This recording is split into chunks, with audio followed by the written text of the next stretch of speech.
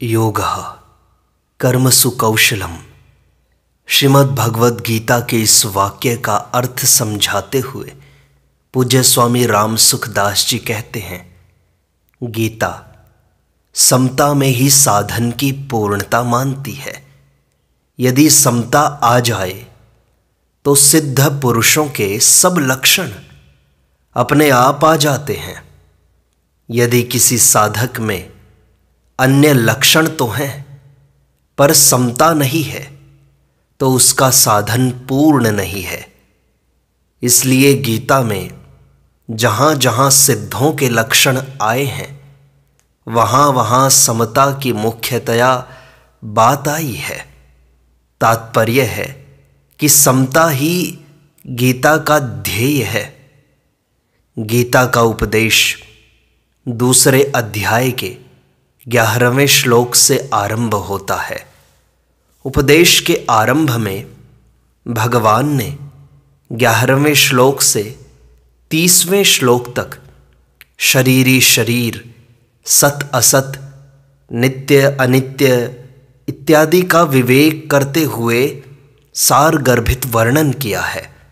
फिर 31वें से 38वें श्लोक तक क्षात्र धर्म की दृष्टि से युद्ध करने की आवश्यकता का वर्णन करके 39वें श्लोक में भगवान ने कहा, एषा ते भिताः सांख्ये बुद्धिर्योगे त्विमां शृणु। यह समता पहले सांख्य योग में कही गई, अब तू इसको योग के विषय में सुन। यहां पहली बार बुद्धि शब्द का प्रयोग हुआ है। इससे पहले कहीं बुद्धि शब्द नहीं आया। 39वें श्लोक से जो प्रकरण आरंभ हुआ है उसमें समता को ही कहीं बुद्धि शब्द से, कहीं योग शब्द से और कहीं बुद्धि योग शब्द से कहा है। 48वें श्लोक में भगवान योग की परिभाषा बतलाते हैं, योगस्थः कुरु कर्माणि संगम त्यक्त्वा धनंजय सिद्ध सिद्ध्यो समो भूत्वा समत्वम योग उच्यते। हे धनंजय, तू आसक्ति का त्याग करके सिद्धि असिद्धि में सम होकर योग में स्थित हुआ कर्मों को कर, क्योंकि समता को ही योग कहा जाता है। इसके बाद 50वें श्लोक में भगवान कहते हैं, बुद्धि युक्तो जहातीह उभे सुकृत दुष्कृते तस्माद् योगाय युज्यस्व योगः कर्मसु कौशलम। बुद्धि समता से युक्त मनुष्य वर्तमान में ही पुण्य और पाप दोनों से रहित हो जाता है।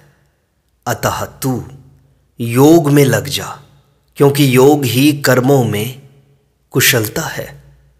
इस श्लोक में आगे योगः कर्मसु कौशलम इन पदों पर विचार करें तो इनके दो अर्थ लिए जा सकते हैं। पहला, कर्मसु कौशलम योगः, अर्थात कर्मों में कुशलता ही योग है। दूसरा, कर्मसु योगः कौशलम, अर्थात कर्मों में योग ही कुशलता है।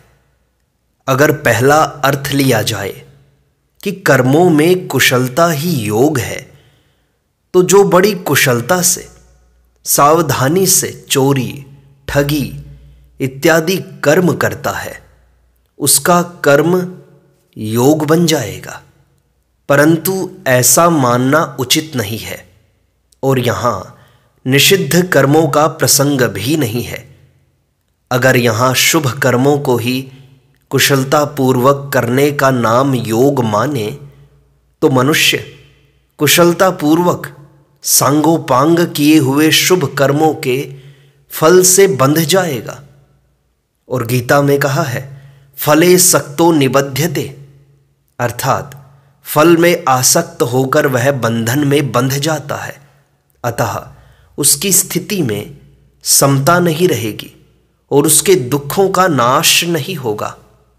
शास्त्र में आया है, कर्मणा बध्यते जंतुः, कर्मों से मनुष्य बंध जाता है। अतः जो कर्म स्वभाव से ही मनुष्य को बांधने वाले हैं वे ही मुक्ति देने वाले हो जाएं, यही वस्तुतः कर्मों में कुशलता है। मुक्ति योग से होती है, कर्मों में कुशलता से नहीं। कर्म कितने ही बढ़िया हों, उनका आरंभ तथा अंत होता ही है और उनके फल का भी संयोग और वियोग होता ही है। जिसका आरंभ और अंत संयोग और वियोग होता है उसके द्वारा मुक्ति की प्राप्ति कैसे होगी? नाशवान के द्वारा अविनाशी की प्राप्ति कैसे होगी? अतः महत्व योग का है, कर्मों का नहीं।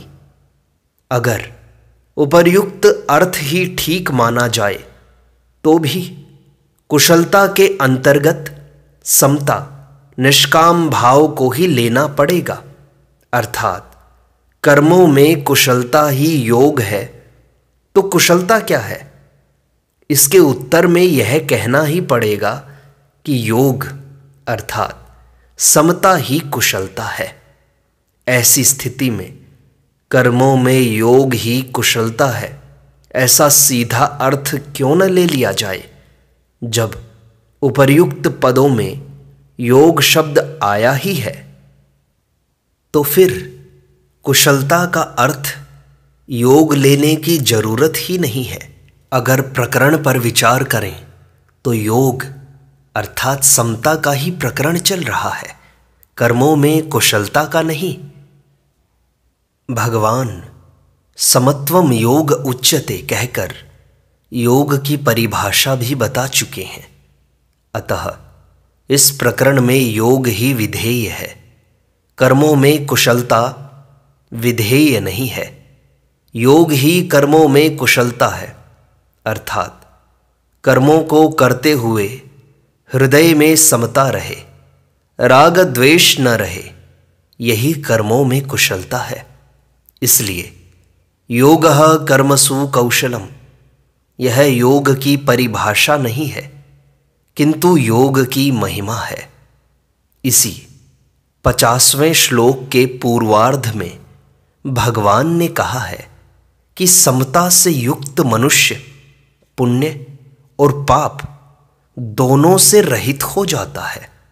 यदि मनुष्य पुण्य और पाप दोनों से रहित हो जाए तो फिर कौन सा कर्म कुशलता से किया जाएगा? गीता में कुशल शब्द का प्रयोग 18वें अध्याय के 10वें श्लोक में भी हुआ है। न द्वेष्टि अकुशलम कर्म कुशले नानुषज्जते त्यागी सत्व समाविष्टो मेधावी छिन्न संशयः। जो अकुशल कर्म से द्वेष नहीं करता और कुशल कर्म में आसक्त नहीं होता वह त्यागी, बुद्धिमान, संदेह रहित और अपने स्वरूप में स्थित है। यहाँ अकुशल कर्म के अंतर्गत सकाम भाव से किए जाने वाले और शास्त्र निषिद्ध कर्म आते हैं तथा कुशल कर्म के अंतर्गत निष्काम भाव से किए जाने वाले शास्त्र विहित कर्म आते हैं। अकुशल और कुशल कर्मों का तो आदि अंत होता है, पर योग अर्थात समता का आदि अंत नहीं होता। देखा जाए तो बांधने वाले राग द्वेष ही हैं, कुशल या अकुशल कर्म नहीं। अतः राग पूर्वक किए गए कर्म कितने ही श्रेष्ठ क्यों न हो, वे बांधने वाले ही हैं, क्योंकि उन कर्मों से ब्रह्मलोक की प्राप्ति भी हो जाए तो भी वहां से लौटकर पीछे आना पड़ता है। आ ब्रह्म भुवनाल्लोकाः पुनरावर्तिनोर्जुन। इसलिए जो मनुष्य अकुशल कर्म का त्याग द्वेष पूर्वक नहीं करता और कुशल कर्म का आचरण राग पूर्वक नहीं करता, वही वास्तव में त्यागी, बुद्धिमान, संदेह रहित और अपने स्वरूप में स्थित है। उपर्युक्त विवेचन से सिद्ध हुआ कि योगः कर्मसु कौशलम, पदों का अर्थ कर्मों में कुशलता ही योग है, ऐसा न मानकर कर्मों में योग ही कुशलता है, ऐसा ही मानना चाहिए। अब योग क्या है, इस पर विचार किया जाता है। गीता में योग शब्द के 3 अर्थ हैं। पहला समता, जैसे समत्वम योग उच्यते। दूसरा सामर्थ्य ऐश्वर्य प्रभाव, जैसे पश्य में योगम ऐश्वरम। और तीसरा समाधि, जैसे यत्रोपरमते चित्तम निरुद्धम योग सेवया। यद्यपि गीता में योग का अर्थ मुख्यता से समता ही है, तथापि योग शब्द के अंतर्गत तीनों ही अर्थ लेने चाहिए। पातंजल योग दर्शन में चित्त वृत्तियों के निरोध को योग कहा गया है। योगश चित्त वृत्ति निरोधः। इस योग के परिणाम स्वरूप दृष्टा की स्वरूप में स्थिति हो जाती है। तदा द्रष्टुः स्वरूपे अवस्थानम। इस प्रकार पातंजल योग दर्शन में योग का जो परिणाम बताया गया है, उसी को गीता योग कहती है।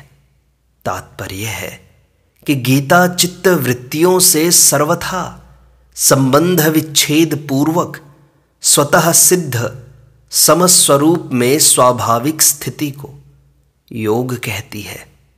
इस समता में स्थित होने पर फिर कभी इससे वियोग अर्थात व्युत्थान नहीं होता, इसलिए इसको नित्य योग कहते हैं।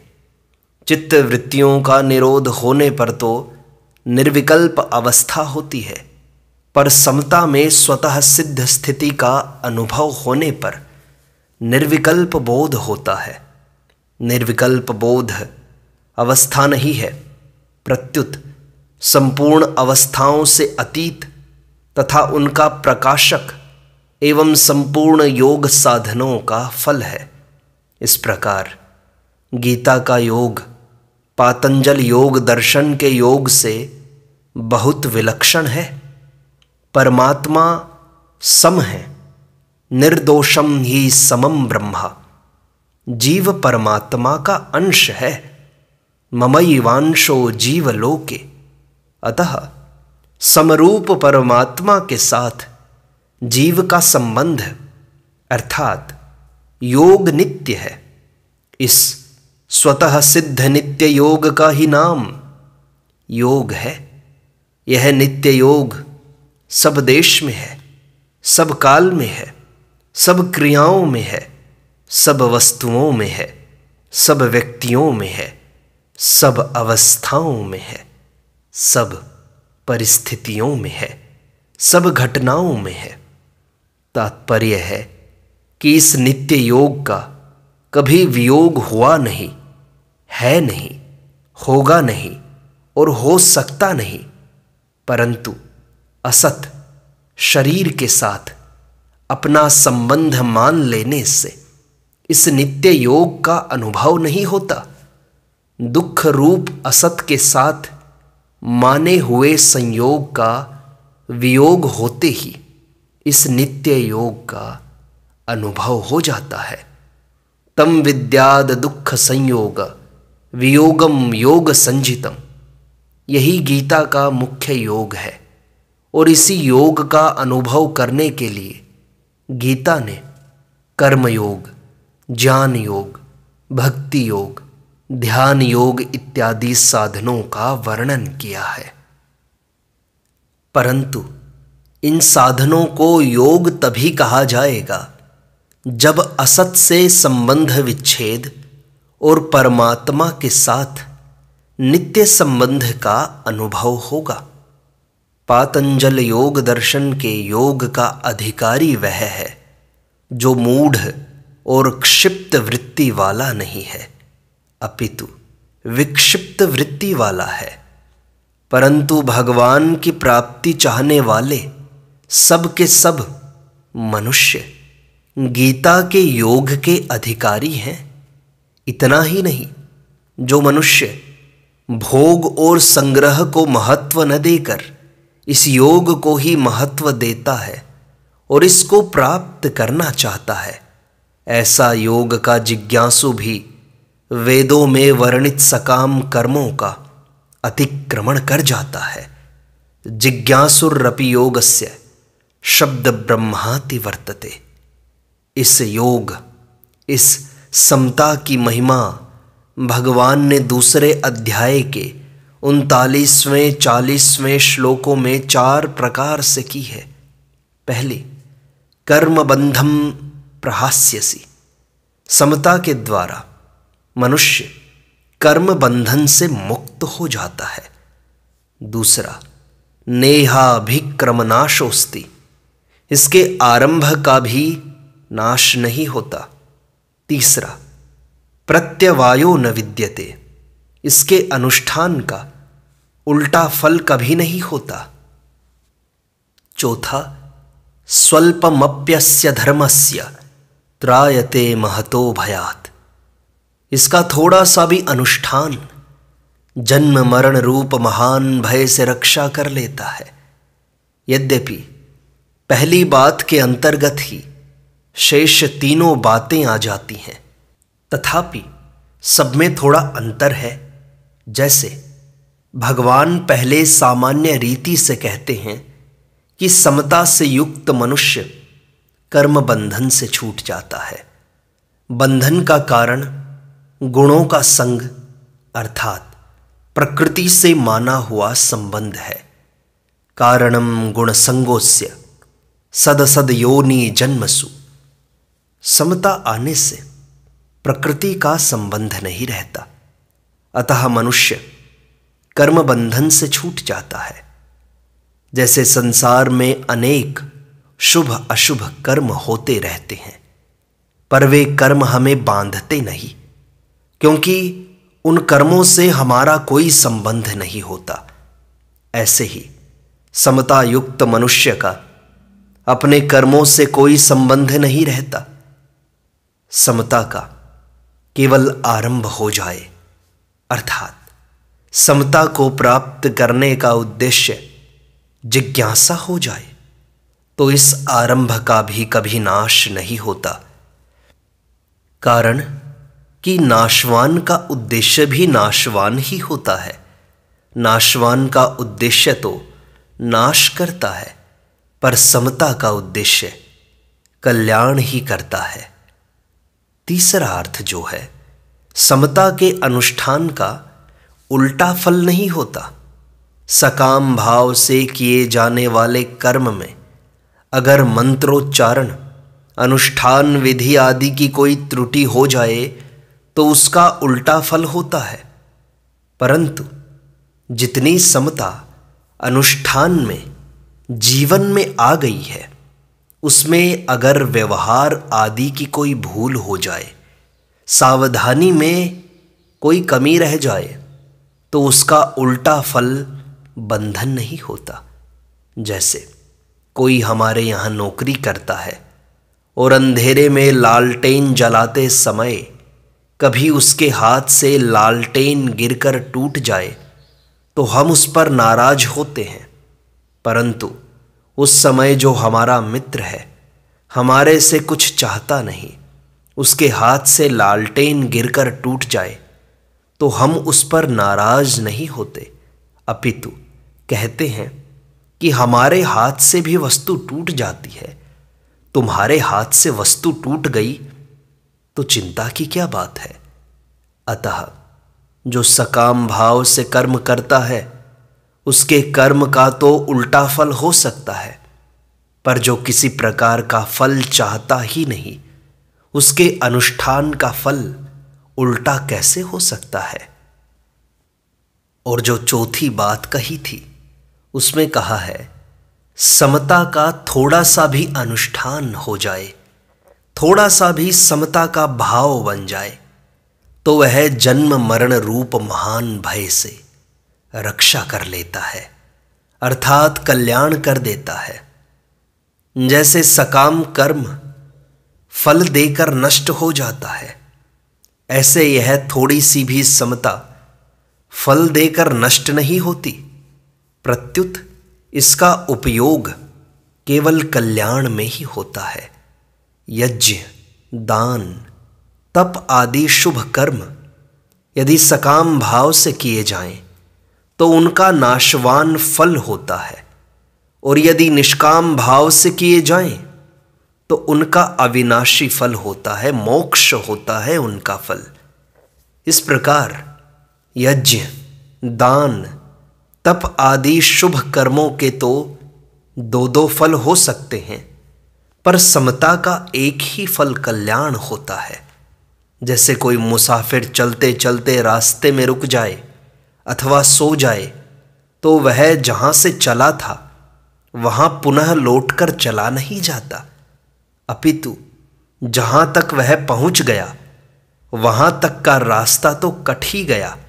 ऐसे ही जितनी समता जीवन में आ गई उसका नाश योग भ्रष्ट होने पर भी नहीं होता, अर्थात स्वर्ग आदि लोकों में बहुत वर्षों तक सुख भोगने पर अथवा मृत्यु लोक में श्रीमानों के घर में सुख भोगने पर भी उस समता का नाश नहीं होता।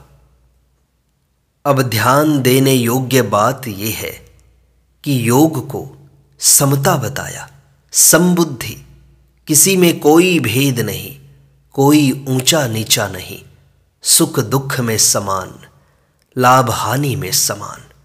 पर समता की प्राप्ति के लिए बुद्धि की स्थिरता बहुत आवश्यक है। पातंजल योग दर्शन में तो मन की स्थिरता को महत्व दिया गया है, पर गीता बुद्धि की स्थिरता, उद्देश्य की दृढ़ता को ही महत्व देती है।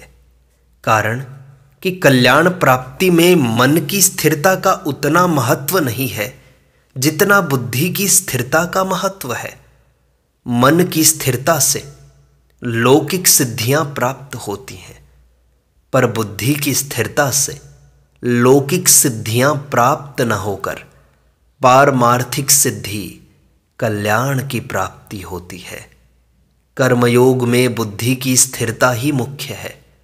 अगर मन की स्थिरता होगी तो कर्मयोगी कर्तव्य कर्म कैसे करेगा? कारण कि मन स्थिर होने पर बाहरी क्रियाएं रुक जाती हैं। भगवान भी योग समता में स्थित होकर कर्म करने की आज्ञा देते हैं।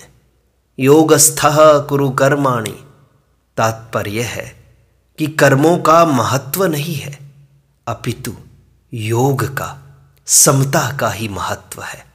अतः कर्मों में योग ही, समता ही, समत्व बुद्धि ही कुशलता है। यही है योगः कर्मसु कौशलम का अर्थ। नारायण नारायण नारायण।